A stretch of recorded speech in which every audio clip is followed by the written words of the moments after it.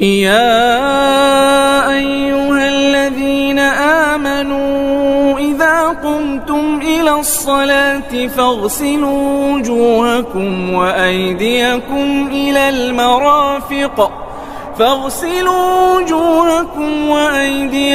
إلى المرافق وامسحوا برؤوسكم وأرجلكم إلى الكعبين وإن كنتم جنبا فاطهروا وإن كنتم مرضى أو على سفر أو جاء أحد منكم من الغائط أو لامستم النساء فلم تجدوا ماء فتيمموا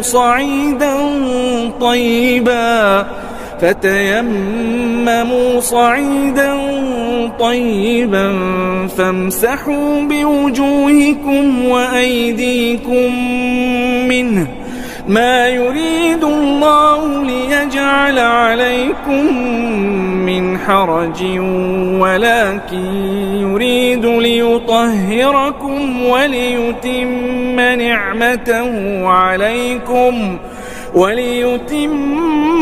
نعمته عليكم لعلكم تشكرون.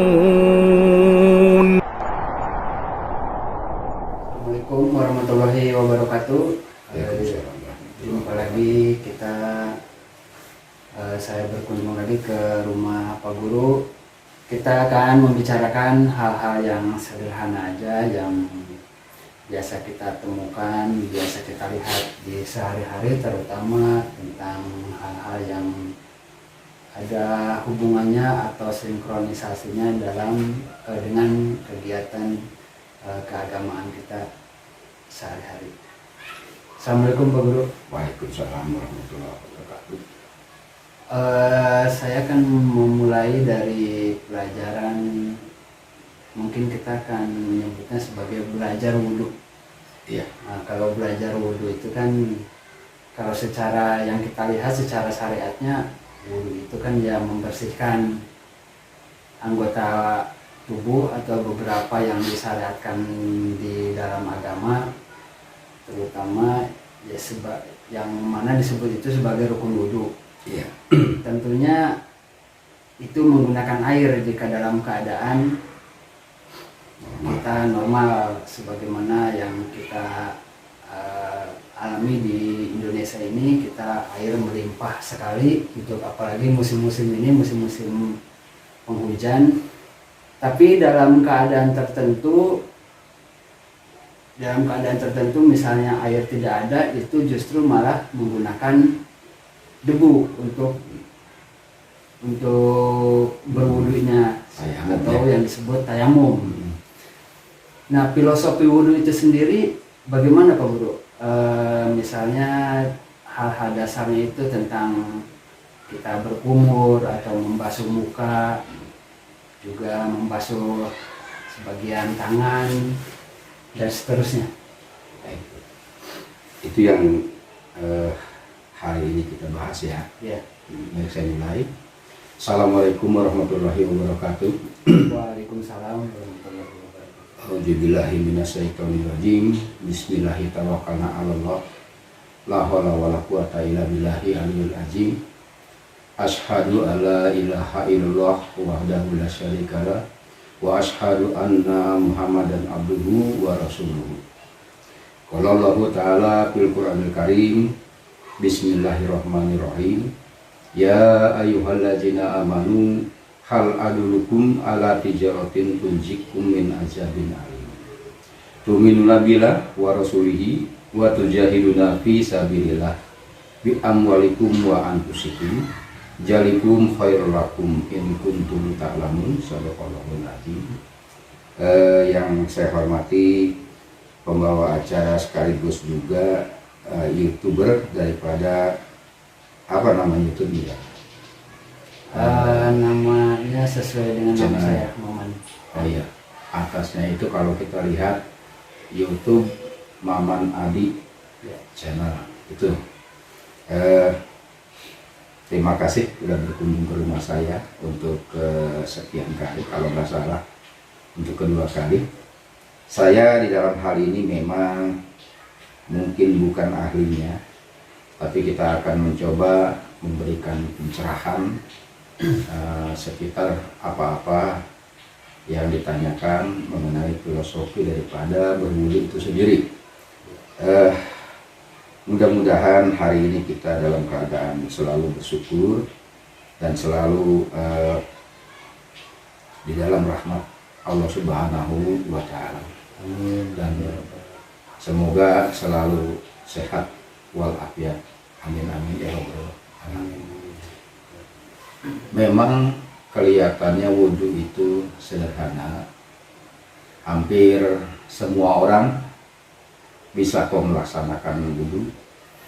Nah, tapi kalau kita lebih jauh memandangnya dan lebih dalam lagi memaknainya, saya kira menjadi nggak sesederhana itu, Pak Ustadz. Nah, pada hari ini kita nggak membahas bacaan-bacaan bagaimana kita berkocok-kocok tangan, bacaannya apa, itu kita nggak bahas seperti itu. Begitu juga pada waktu kita kumur-kumur dan seterusnya. Tapi yang kita bahas adalah makna daripada wudhu itu berdasarkan hukum daripada syariatnya, atau yang kita kenal dengan hukum fikih. Dan juga kita meningkat tentang wudhu itu, kita tingkatkan lebih jauh adalah pada makna yang kedua, yaitu pada bagian hakikatnya. Hakikat itu adalah yang sebenarnya, kan seperti itu. Nah, wudhu ini paling tidak kita mencuci bagian-bagian anggota tubuh kita itu sebanyak 7 buah kalau nggak salah. Bukan 7 buah ya, 7 anggota badan kalau nggak salah. Nanti kita urutkan saja satu persatu, apa acak apa nggak acak, apakah ada 7, apakah nggak ada 7. Kenapa demikian? Kita disyaratkan berwudu pada waktu kita membaca Al-Quran, kita juga harus berwudu. Terutama sekali kita kalau mau sholat, ya berwudu. Sebab memungkinkan badan kita ini terkena kotoran, baik yang kita sadari atau yang kita tidak sadari. Tapi yang paling penting, yang jarang sekali kita maknai dan kita bicarakan adalah makna yang kedua tentang wudhu itu, Ustaz. Ya. Makna yang kedua itu yaitu, kalau tadi mencuci anggota badan adalah tingkatan syariat, tapi kalau apa sih yang dimaksud dengan mencuci tangan, kumur-kumur dan sebagainya, makna yang kedua itu adalah makna hakikatnya. Pada hakikinya kayak gimana sih wudhu itu. Baik, kita mulai menghitung daripada anggota badan kita yang kita cuci. Tentu saja kita mulai mengocok-ngocok tangan, tapi kan yang lebih dahulu adalah berkumur. Habis itu barulah menyapukan air sebanyak 3 kali ke wajah. Nah, di wajah itu kita hitung saja. 1 ada mulut kita berkumur, yang kedua ada hidung, dibersihkan juga tuh hidung. Mungkin saja kalau tingkatan syariatnya atau berdasarkan hukum fikihnya, di hidung mungkin saja ada kotoran, jadi perlu dicuci. Itu 2. Nah, yang ketiganya di situ ada mata. Mata juga perlu dicuci di mata, sekaligus kena mata. Nah, yang ketiganya di ubun-ubun. Entah bagaimana cara orang masing-masing ya. Kalau yang namanya berdasarkan hukum syariat itu caranya dia mencuci kening atau ubun-ubun macam-macam. Ada yang ditepak-tepak, ada yang disapukan ke atas. Nah, yang ke 5-nya itu mencuci bagian kuping, ya kan? Kuping. Ya, tangan udah pasti, tapi tangan dulu apa kuping dulu, tapi kita urut saja ya. Yang kelima. Yang kelimanya adalah bagian telinga. Ini bagian telinga nih. Nah, kenapa sih telinga kok kudu dicuci gitu telinga? Kalau dia nggak kotor kayak gimana? Tentunya kan dari setiap yang dibasuh itu ada tujuan tertentu. Ya, pasti begitu. Pasti ada filosofi atau makna yang keduanya akan kita perdalam itu. Nah, kemudian yang keenamnya tangan, itu cuci tangan kita. Yang ketujuhnya kaki, bagian kaki. Jadi kurang lebihnya ada 7 anggota badan kita pada waktu kita berwudu, kita basuh, bahkan namanya kita cuci. Tapi saya tidak membahasnya Pak Ustadz, cara bagaimana ngocok-ngocok tangan, cara berkumur. Sekali lagi kita tingkatkan, kita sebut saja itu adalah pada pemaknaan hukumnya hukum syariat atau hukum fikih. Kita hitung dari mulai bagian anggota badan yang ada di muka. Misalnya kita kumur-kumur, kalau nggak salah paling dulu ya, paling dulu kumur-kumur. Kenapa kita kumur-kumur? Di situ ada lidah yang kita sebut, ada gigi yang kita sebut ya anggota mulut, ya kan? Banyak sekali orang-orang semua udah tahu, tingkatan yang kedua ini mulutmu adalah harimau, kan kayak gitu. Mulutmu adalah harimau, atau lidahmu adalah pedangmu, kan seperti itu. Pada tingkatan hukum fikih atau tingkatan hukum syariatnya, memang mulut itu ya giginya digosok gigi, kemudian kita pada waktu wudunya berkumur-kumur saja. Diyakini harus bersih, begitu. Secara syariatnya juga, syariat itu adalah bagian yang nyata. Itu diharapkan harus bersih. Nah, lantas bagaimana makna yang keduanya tadi yang kita sebut dengan makna yang hakikatnya? Pada hakikatnya berkumur-kumur dengan air adalah syariatnya. Kalau pada hakikatnya kayak tadi, mulutmu adalah harimaumu, maka berhati-hatilah kita menjaga mulut. Di mulut bisa membawa celaka untuk diri pribadi. Kebanyakan orang celaka dari diri sendiri, Ustaz. Jarang sekali, ya bukan jarang ya, ada celaka dari orang lain, tapi kebanyakan celaka dari diri sendiri mengenai mulut. Dan itu berawal dari ucapan. Itu berawal dari ucapan, biarpun bagaimana. Contoh, kita menggunjing orang yang memang kepastiannya belum jelas tentang suatu perkara, apakah seseorang itu bersalah apa enggak. Kita menggunjing dia, lantas ada yang mendengar, mengadukan kepada orangnya. Jadi nggak kita dibawain golok kira-kira kalau dia nggak senang? Jadi kita dibawain golok. Itu dia berhati-hati terhadap mulut ini. Bisa-bisa kita juga bisa dibunuh, kita bisa dianiaya karena ketidaksenangan orang atas ucapan-ucapan kita. Maka kalau kata saya, sama juga kita mau membaca Al-Quran, kan gitu. Kalau baca Al-Quran itu kan kita bersihkan dulu badan kita, kita berwudu juga. Begitu juga kalau mau berkata-kata, kita berhati-hati berkata-kata itu. Bersihkan dulu pemikiran kita, apa yang akan kita ucapkan. Kenapa otak itu berada di atas mulut, kan gitu? Kenapa tuh? Seringkali kita dengar ungkapan itu. Oleh karena itu, otak itu berada di atas, atau pemikirannya, alat pemikiran itu berada di atas daripada mulut. Supaya sebelum berkata-kata dengan sembarangan, pikir dulu, kan gitu. Pikir dulu dengan pikiran yang positif. Kalau ini adalah akan negatif, kita pikirkan, pantas nggak ya kita ngomong kayak gitu? Oh, nggak pantas. Tentu kita akan tahu tuh. Kalau kita mau aja ke situ, kita akan tahu ini nggak pantas.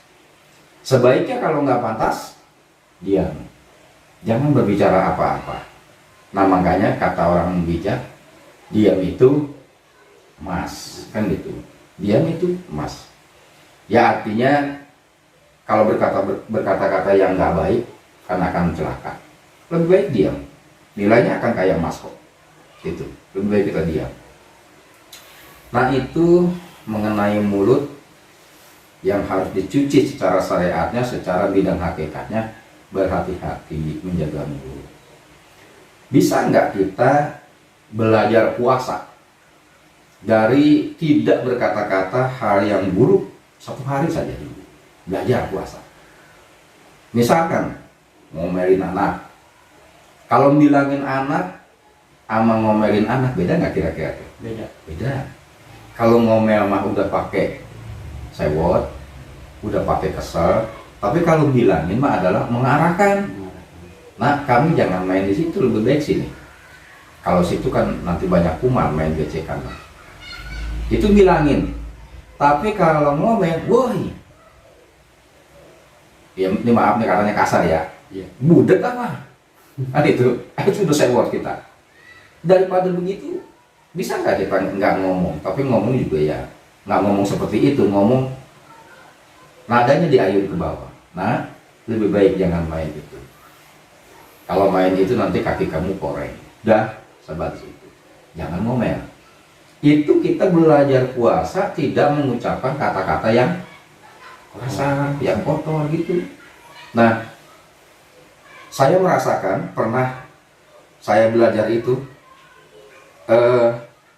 lebih enak puasa menahan lapar dari mulai pagi dari pagi sampai sore ketimbang menahan enggak ngomong yang jelek kotor. Iya. Lantas bagaimana kita berada di keramaian, di pekerjaan kita, ada orang-orang yang memang sedang berkerumun membicarakan sesuatu yang kita menilainya secara pemikiran kita itu adalah nggak baik. Bagaimana? Adakah keinginan kita nimbrung untuk berbicara ke arah itu juga? Itu kita menahannya dengan susah payah. Jangan ikut separuh hati kita. Ya emang kenapa sih soal begitu aja? Tarik menarik antara kiri dan kanan untuk menguasai mulut aja tuh, Ustaz. Menguasai mulut aja sampai begitu nanti perjuangan kita. Mungkin kalau belum pernah merasakan belajar puasa enggak berkata-kata yang jelek, mungkin nggak bisa merasakan apa-apa. Belajar coba itu. Nah, itu makna hakiki atau hakikat daripada berwudu pada saat kita kumur-kumur saja itu.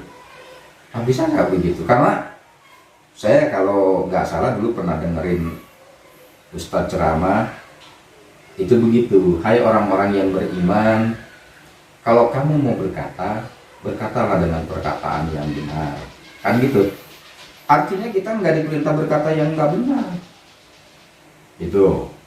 Sekalipun ada arahan dari yang maha kuasa di dalam Al-Quran begitu, ya nggak luput caci maki, ya kan, saling serowok ini itu di di kampung di antar tetangga kita itu sering kali terjadi yang seperti itu. Bahkan sampai menimbulkan pembunuhan pun terjadi. Itu karena mulut. Karena kita nggak bisa menjaga mulut kita. Itu baru di mulut nih ya. Saya kira. Jadi sekali lagi kita ulas, bisa kita mengerti kalau pada tingkatan syariatnya adalah membersihkan mulut kita, membersihkan secara fisiklinya. Tapi kalau kita tarik maknanya lebih jauh, adalah pada makna hakikatnya adalah atau yang hakikinya atau pada pemaknaan akhlaknya. Di situ kita menjaga mulut kita jangan sampai berkata-kata yang kotor. Karena banyak berkata-kata tiap hari yang kotor itu akan menjadi sampah bagi kita. Tentu saja bukan sampah di kali, sungai dan sebagainya. Sampah itu ada nanti di batin kita. Sedangkan kita tahu sifatnya sampah pasti akan banyak kerumunan lalat hijau banyak sekali di situ, dan itu potensi menjadi penyakit hati. Jadinya kalau omongan makan gitu menjadi penyakit hati. Kita dengar diomongin orang, kita sakit hati. Orang lain dengerin kita ngomongin dia, orang lain sakit hati. Akibatnya kena ke kita juga, jadi sakit. Nah, oleh karena itu Begitulah filosofi daripada sholat. Salah satunya adalah tentang baru di mulut saja. Itu penjelasannya Pak Ustadz baru segitu kalau tentang di mulut nih. Silakan. Terlihatnya sederhana ya, hanya secara syariatnya hanya membasuh hanya kumur-kumur. Begitu 3 kali. Ternyata penjelasannya itu dalam bentuk akhlak itu luas sekali, dan sehari-hari kita sadar atau tidak sadar Ya, kita melakukan itu. Kalau begitu, wudhunya bersih nggak? Kan jadi kita bertanyakan. Iya. Mungkin saja secara fisiklinya bersih. Fisiklinya ya bersih, kalau Bersih. secara fisiklinya karena airnya juga bersih. Ya, bersih. Mungkin saja sebelum kumur-kumur juga dia gosok gigi Gosok dulu gigi dan dan sebagainya. sebagainya. Tapi pada tingkatan hakikatnya, bila memang itu tidak dijalankan seperti itu, nilai wudhunya hanya sampai di fisiklinya. Kalau nilai wudhunya itu dia laksanakan dalam bentuk bidang hakikatnya, nilai wudhunya yang berkumur-kumur itu turun ke batinnya, yaitu bersih hatinya. Itu dalam satu sisi bersihnya, belum menyeluruh. Itu baru hanya karena baru kumur-kumur kan, itu gitu. Berarti termasuk juga dalam anggota tubuh yang dibasuh itu, misalnya tangan juga secara syariat kan hanya digosok pakai air sampai bersih, sampai yang kita lihat itu bersih. Berarti makna tersembunyi daripada hanya membasuh itu hampir sama persis dengan yang tadi dijelaskan tentang Ya, kumur-kumur itu. ya. Jadi di dalam agama itu kan kita bukan hanya diperintahkan menjaga kebersihan badaniahnya, Ya. tapi yang lebih terutama adalah menjaga kebersihan di dalam batiniahnya. Nah, itu kan baru satu, baru di mulut. Bagaimanakah tentang mata? Kan gitu. Karena di wajah ini kan ada mata. Mata juga kena kita bersihin. Karena pada waktu kita itu berwudu, membasuh muka, mata itu bukan hanya terbasuh. Bagi saya mata itu saya korek seperti ini. Wudu lagi, saya korek. Begitu juga hidung, emang dicuci khusus kalau hidung. Mata juga begitu, kita siapa tahu ada tai matanya dan sebagainya, kan itu kita cuci. Nah, bagaimana tentang mata? Memungkinkan seperti tadi, matanya juga bersih. Kelopak mata yang di luar ini bersih, dicuci.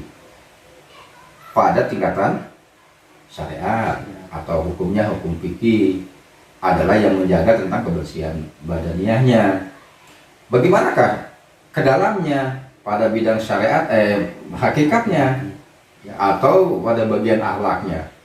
Ya kita tahu sendiri, berawal dari mata, ya kan gitu. Berawal dari mata, lalu turun ke hati katanya. Turun ke hati, lantas menjadi susah, kan gitu nantinya kalau memang dibuat susah. Berawal dari mata, dari pandangan kita itu cukup memastikan. Mata punya bahasa, yaitu bahasa isyarat. Bahasa mata orang sudah cukup mengerti. Kalau dia berkedip-kedip, apa tandanya? Berkedip 2 kali, apa tandanya? Seorang yang dikedipin 2 kali, oh saya nggak boleh bicara, diam. Tapi kalau berkedipnya banyak kepada seorang perempuan, oh itu tanda suka. Oh kali laki-laki itu suka sama saya, itu bahasa mata kan? Iya. Kalau sambil agak melotot tapi kita nggak berkedip, oh berarti dia marah, kan gitu. Itu ada bahasa mata. Janganlah pada tingkatan bidang hakikatnya itu mata diliarkan, bebas memandang apa saja. Kalau kata Haji Omai Rama begitu.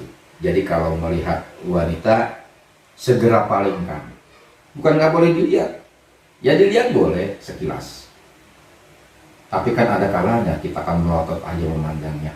Lawan jenis lagi ya, lawan jenis. Kalau bukan lawan jenis biasa-biasa aja. Itu nggak bisa seperti itu. Itu kita sudah memasukkan kekotoran ke dalam hati kita lewat mata. Kalau bahkan kalau kata ulama-ulama itu jinah mata. Ada tingkatan jinah mata.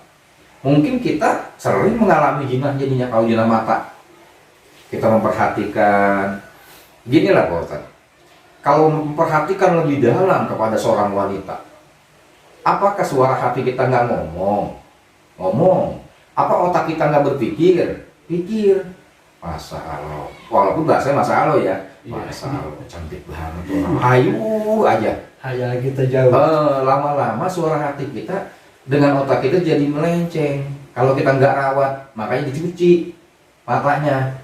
Maksudnya mata ini dicuci, kemudian mata secara bidang hakikatnya mencucinya atau membersihkan dengan cara kayak gitu. Jangan pandang seorang lama-lama, kan gitu, cukup sekilas saja. Kalau yang nggak perlu dilihat, jangan dilihat. Maksudnya jangan jelalatan. Ini mata nih. Sebab dari mata juga menentukan keselamatan seorang juga, dari mata. Mereka saling pandang berdua, lantas menengok ke seseorang. Orang itu kesinggung, itu dari mata. Jadi mata ini bisa menjadi surga, bisa juga menjadi neraka. Bisa masuknya kekotoran di dalam hati kita, juga bisa masuknya besi ke dalam hati kita. Bila kita memandang seorang wanita, katakan subhanallah, walhamdulillah. Allah telah menjadikan makhluknya dengan begitu indah. Kita nggak menampi kalau ada orang cantik kan gitu. Iya. Tapi kita maknai sebagai itu, sebagai pujian bagi yang menjadikannya. Dan memang kita dianugerahi sebuah rasa tertarik kepada seorang wanita. Tapi itu adalah dipakai awal saja sebagai tanda kita supaya bisa saling kenal mengenal, supaya kita bisa ada berkembang dia keturunan kita, dan memang itu adalah diperbolehkan cuma dengan cara menikah, kan gitu. Jangan punya pandang mata kita ajak ke hotel dan sebagainya, ini kan gak bagus. Ya akibat mata nih. Gitu. Kira-kira antara mulut dengan mata keterangannya seperti itu. Mata dicuci pada bidang syariatnya, pada tingkatan fikihnya supaya bersih secara fisiknya. Kemudian mata kita cuci secara akhlaknya supaya bersih pandangannya yang masuk ke dalam batiniahnya. Kayak gitu Bapak. Jadi dari mata juga akan menentukan keselamatan dan kecelakaan pribadi kita, Pak Guru ya. Menentukan. Karena kan berawal dari misalnya kita nggak Ya. ada niatan untuk berbuat jahat, tapi begitu mata melihat situasi yang memungkinkan untuk Ya. berbuat jahat, Ya. kemudian otak kan menganalisa, Ya. memandang ke kanan kiri nggak ada orang misalnya, Ya. kita ambil tuh barang orang, kan begitu contoh kecilnya. Itu persis seperti itu. Nah, maka wudhu yang secara fisiklinya gampang sekali kita laksanakan. Mau berwudhu berapa kali boleh-boleh saja. Tapi ya kita laksanakan setiap kita mau sholat berwudhu. Tapi wudhu pada tingkatan syariat silakan saja, batalnya lebih cepat mana? Wudhu tentang syariat. Jangan-jangan kalau wudhu secara hakikat, baru pun kita istilahnya Ya. wudhu selangkah, 2 langkah, 3 langkah mungkin sudah batal lagi. Mungkin sudah batal. Kalau kita belum terbiasa. Tapi dilatih itu semua. Contohnya gini lah, baru habis ngambil wudhu, kita di kamar mandi kita nih, kita nggak pergi ke masjid. Kemudian tadi tak tok aja, tak sana kamar mandi nih, karena mungkin ini anak kita atau isi kita, kebelet atau bagaimana. Begitu kita keluar, orang lagi ngambil wudhu, tak aja, sabar apa? Udah ngomel kan? Iya. Padahal kita habis Wudhu. cuci mulut gitu. Itu yang kita kurang-kurang sadari itu. Makanya Makanya itu lumrah ya di masyarakat kita itu biasa. itu nggak masuk hitungan, ya nggak dihitung begitu. Padahal kita sebagai seorang beragama, agama itu meremus dalam sendi-sendi kehidupan. Bukannya hanya sekedar kalau kita mau sholat, bukan. Tentang wudhu aja ini kita bahas sedemikian rupa kan. Apakah ini akan salah? Pandangan saya enggak kok. Memang harus begitu adanya. Nah, kiranya penjelasan saya di 2 alat itu cukup sekian saja, Pak ya. Berarti kalau dari wudhunya saja misalnya secara hakikatnya itu wudhunya sudah batal. Terlebih daripada itu berarti sholatnya pun nggak jadi sholat apa bagaimana sebutannya, apa sholatnya batal? Kalau pada tingkatan syariatnya nggak ada yang batal. Nggak ada yang batal. Pada tingkatan sholat pada bidang syariatnya juga, hukumnya hukum fikih juga nggak ada yang batal. Selama memang rukun wudhu, rukun sholatnya tidak ada yang dilanggar, tidak mengerjakan apa yang membatalkan sholat, itu boleh saja. Tapi kalau pada bagian-bagian hakikat atau ada pemaknaan lewat akhlaknya, ya memang harus belajarnya lebih jauh lagi. Belajarnya harus lebih serius lagi, belajar harus lebih sabar lagi. Saya kira demikian. Ya itulah teman-teman sekelumit tentang pelajaran wudhu yang mudah-mudahan bisa kita terapkan dalam kehidupan sehari-hari. Perkara syariat wudhunya sih mudah, bisa kita lakukan dalam kapanpun, dimanapun. Tapi yang lebih penting daripada itu adalah menjaga agar perilaku kita setelah wudhu itu sesuai dan selaras dengan apa yang dimaksud dari tujuan wudhu itu sendiri. Demikian teman-teman. Wassalamualaikum warahmatullahi wabarakatuh. Waalaikumsalam warahmatullahi wabarakatuh.